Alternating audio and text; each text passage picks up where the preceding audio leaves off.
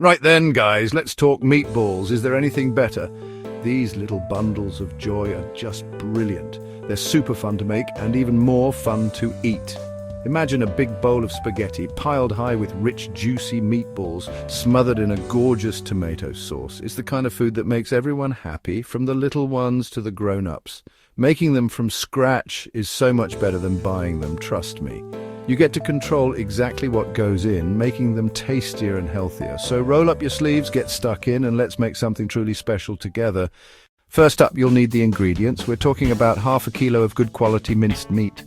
A mix of beef and pork is lovely for flavor and juiciness. Grab a nice onion, a couple of cloves of garlic, and a big handful of fresh parsley. You'll also want some lovely breadcrumbs, about a cup's worth, and a bit of milk to soak them in. First things first, that onion and garlic. We need to chop them really, really finely. You don't want big chunky bits of raw onion in your beautiful meatballs.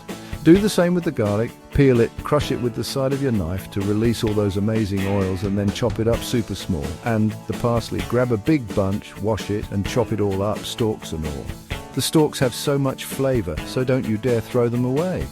Next up, the breadcrumbs. This is my little trick for the most tender, juicy meatballs you'll ever have.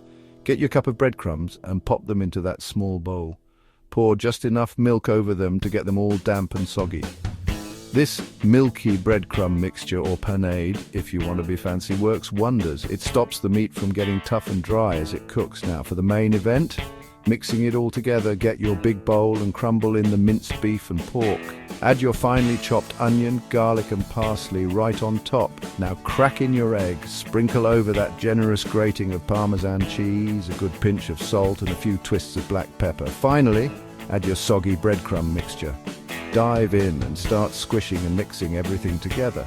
Be gentle though.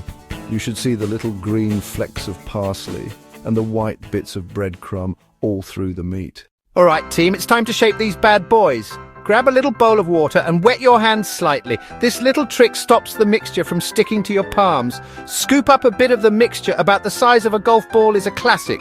Roll the mixture gently between your palms, forming a nice compact little ball. Don't press too hard, just enough to make it hold its shape. Place each finished meatball onto a clean plate and repeat until all the mixture is used up. Now you have a whole tray of perfectly formed meatballs. You've got a choice to make. You can bake them in the oven for a healthier, hands-off method. Just pop them on a baking tray in a hot oven around 200 degrees Celsius for about 20 minutes. Or you can pan fry them. Get a frying pan nice and hot with a good lug of olive oil.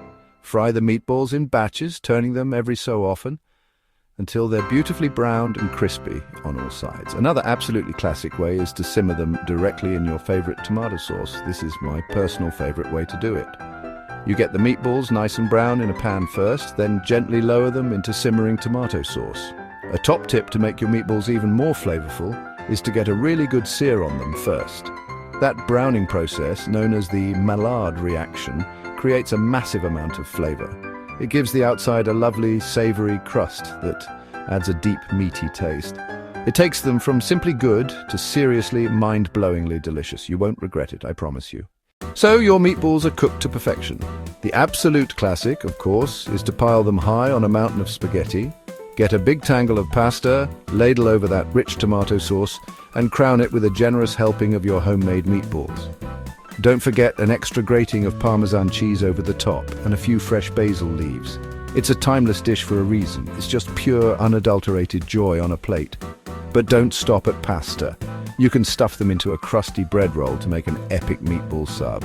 Just slice a baguette, load it up with meatballs and sauce, and maybe melt some cheese over the top.